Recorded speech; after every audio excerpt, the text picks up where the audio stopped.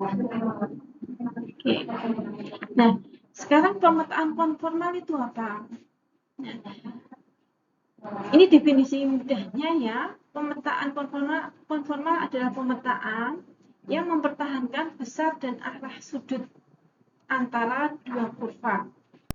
Nah, jadi kalau misalkan saya mempunyai kurva C1, ini bidang kompleks Z ya.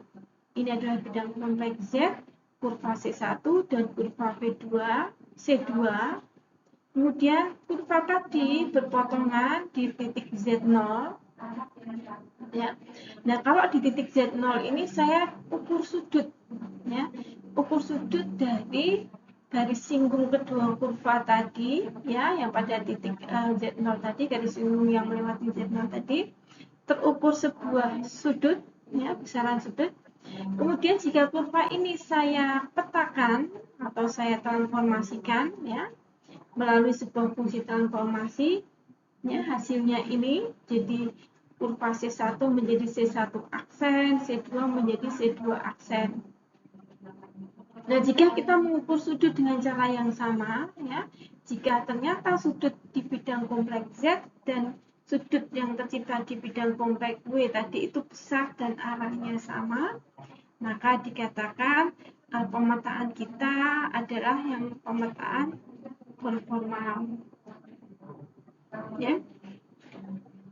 Kemudian untuk buku Complex Variables mengatakan jika yang dipertahankan hanya besaran sudut saja, tetapi belum tentu arahnya disebut isogonal. Ini tapi saya hanya menemukan di buku Complex Variables sementara ini.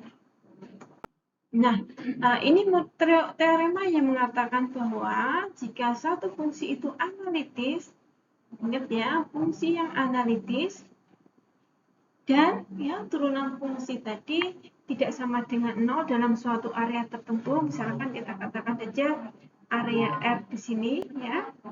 Jika seperti itu, maka pemetaan B sama dengan FZ ini, jadi pemetaan ini, fungsi tadi kan merupakan fungsi transformasi atau pemetaan ya, itu konformal pada semua titik pada area R tersebut ya.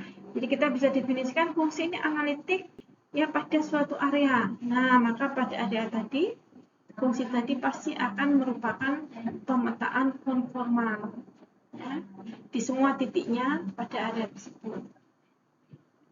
Nah, jika kita ingat, kalau kita hendak menguji keanalitikan suatu fungsi kompleks, kita gunakan persamaan Cauchy-Riemann. Persamaan Cauchy-Riemann ini terdiri dari dua persamaan, U X sama dengan VY dan U Y sama dengan Vx. Dua persamaan ini harus terpenuhi untuk suatu fungsi itu dikatakan analitik. Ya. Oke. Jadi, sekali lagi, kalau fungsi itu analitik, maka dia merupakan pemetaan kurva. Nah, kurva yang kedua adalah yang hijau ini. Ya. Y sama dengan 1. Nah, lagi kita masukkan ke dalam fungsi ini, Z sama dengan X plus YJ, Y-nya 1, berarti Z sama dengan X plus J. Ya. X plus J, ini Z kuadrat, berarti ini dikuadratkan, saya dapatkan X kuadrat min 1 ditambah J 2X, ini adalah bagian real, ini bagian imajiner. Berarti X kuadrat min 1 adalah U, dan 2X adalah V. Ya, sekali lagi saya akan buat persamaan U yang sama dengan V. Ya. Dari sini V sama dengan 2X, saya dapatkan X sama dengan V per 2. Kita masukkan di persamaan ini, saya dapatkan U sama dengan, ini tadi X ya, V per 2 kuadrat dikurangi 1. Saya dapatkan V kuadrat per 4 min 1. Kurva yang terakhir, X ditambah 1, X ditambah Y sama dengan 1. Nah, kita ubah dulu menjadi Y sama dengan 1 min X. Kalau misalkan ada pertanyaan, Bu, boleh enggak kalau yang diubah adalah X sama dengan? Jadi, tidak menjadi X sama dengan 1 min X, tapi Y sama dengan 1 min X, tidak seperti itu, tapi menjadi X sama dengan 1 min Y. Boleh tidak? Boleh ya, tidak masalah ya, asal kemudian konsisten sampai di bawah ya. Oke, kita masukkan ke dalam fungsinya W sama dengan Z kuadrat ya, dimana Y sama dengan 1 min X, jadi Z itu sama dengan X ditambah YJ, X-nya ini, Y-nya yang ini ya, 1 min X, X ditambah Y, J kuadrat, ini dikuadratkan, kita dapatkan hasilnya ya, kemudian kita pisahkan ya, bagian real dan bagian imajiner. Ini tentu saja jadi U, bagian real, ini menjadi bagian imajiner ya, bagian P-nya.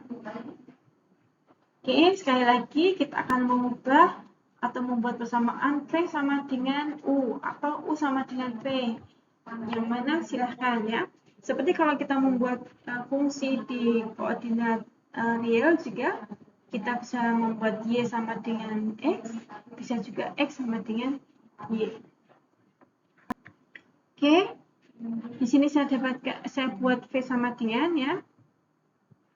Dari U sama dengan 2X min 1 didapatkan X sama dengan setengah U plus 1 ya.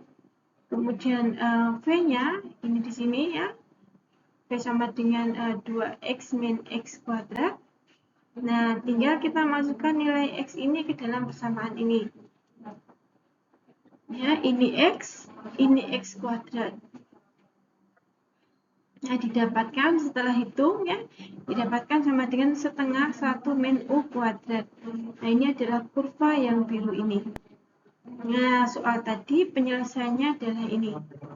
Jadi, ini dipetakan menjadi bentuknya seperti ini. Nah, mungkin ada pertanyaan, Bu, apa benar konformal? Nah, kita bisa lihat di sini bahwa memang ini konformal karena sudutnya dipertahankan. Perhatikan perpotongan kurva hijau dan kurva biru. Sudut yang dibentuknya adalah pi per 4 atau 45 derajat. Perhatikan di sini. Ya, ini kurva hijau, ini kurva biru. Ya, ini titik potongnya. Ya. Untuk mengukur sudut, itu kita buat garis singgung ya, kurva tersebut yang melewati titik potong tadi. Nah, ini adalah garis singgung kedua kurva dan terlihat sama sudutnya 45 derajat. Nah, demikian dengan sudut-sudut yang lain ternyata dipertahankan di bidang kompleks W. Ya, sehingga memang pemetaan tadi merupakan pemetaan konformal.